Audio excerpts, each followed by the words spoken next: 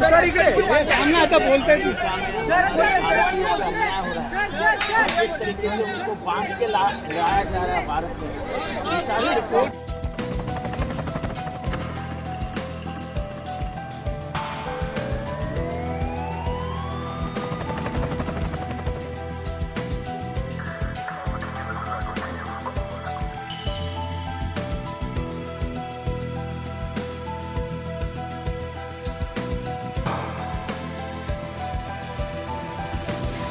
Janrahi News Channel. Sir एक बात sir भाई लाइव सर, लाइव है, लाइव लाइव लाइव है। लाइव सर, लाइव है। है सर लाइव है सर ये हथकड़ी क्यों बांध के आए हैं, क्या कहना चाहते हैं सर हथकड़ी क्यों बांध के आए हैं? सर इकडे सामने आता बोलते हैं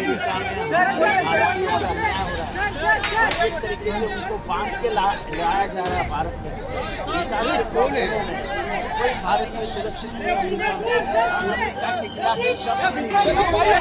स्वातंत्र्यावरती जो घाला घातला जातोय, ज्या पद्धतीने व्यक्त होणाऱ्या कार्यकर्त्यांवरती गुन्हे दाखल करून त्यांचे आवाज बंद केले जात आहेत, ती पद्धत चुकीची आहे.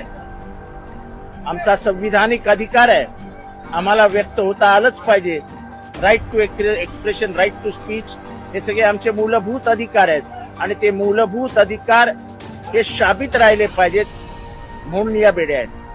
या बेड्या याच्यासाठी पण आहेत की अमेरिकेमध्ये जे भारतीयांवर अन्याय होत आहेत, व्हिसाच्या बाबतीत ट्रम्प सरकारने आखलेलं धोरण आहे, अनेक भारतीयांचा घर संसार उद्ध्वस्त करणारे आहेत.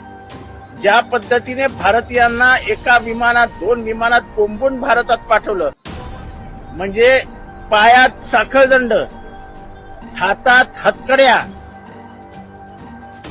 शौचालयाला जागा नाही, उपाशी भारतीयांना असा अपमानित करून आणण्याचा प्रकार हा भारतीयांना हिणवणारा, भारतीयांना अपमानित करणारा होता. ह्याच्यात कुठल्या एका राज्याचे प्रतिनिधी नव्हते.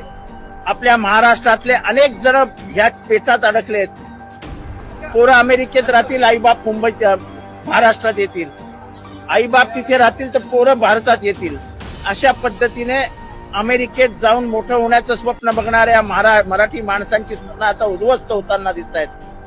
जर या बेड्यांविरुद्ध आपण भारतीय बोलणारच नसू, अमेरिका करत असलेल्या अन्यायाविरुद्ध आपण व्यक्तच होणार नसू, तर अमेरिका आपल्याला गिळून टाकेल. आणि म्हणून या प्रातिनिधिक स्वरूपात लोकांच्या लक्षात आणून देण्यासाठी की तुमचे बांधव अमेरिकेत काय यातना भोगतायत, या बेड्यांपेक्षा कमी नाहीत. आणि म्हणूनच या बेड्या माझ्या हातात आहेत की एकतर अभिव्यक्ती स्वातंत्र्याला, आमच्या स्वातंत्र्यावर गणा आणू नका आणि अमेरिकेविरुद्ध आवाज उचलायला शिका. अमेरिका आपली बाप नाही.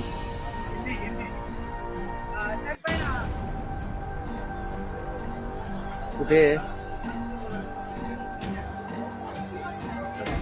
मी राष्ट्रवादीचा प्रतिनिधी तिथे होतो, त्यामुळे मला वाटतं की मी दुसऱ्या विषयावर आहे, हे विषय आता काढू नका. अशाच बेड्यांची अवस्था जी राज्यात आहे का? कारण की विरोधकांना कायदा सुव्यवस्थेचा प्रश्न आहे, विरोधकांना बोलून देत नाहीये. मग आम्ही तेच म्हणतो ना की व्यक्तच होऊ देत नाहीयेत. सरकार कोणाला घालायचे सरकारच्या मनावर आहे. सरकार, मला नाही वाटत त्यांना बेड्या घालेल.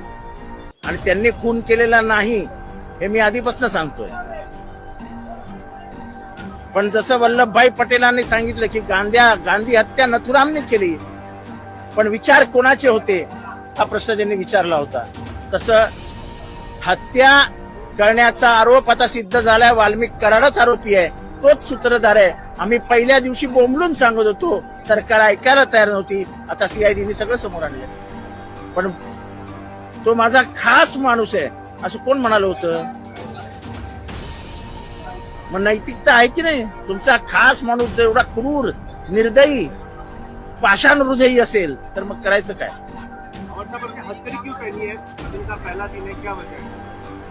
एक तो व्यक्त होने को नहीं मिल रहा है, यहाँ की आजादी छीनी जा रही है, और अमेरिका में भारतीयों के जो हाल हो रहे हैं, और खास करके जिस तरीके से अमेरिका से लोगों को लाया गया, हाँ, पैरों में बेड़ियां, हाथों में हथकड़ियां, जिस विमान में लाया गया, जो जिस जहाज में, हवाई जहाज में लाया गया, उसमें यानी भेड़ बकरियों के जैसे उनको दबोचा गया.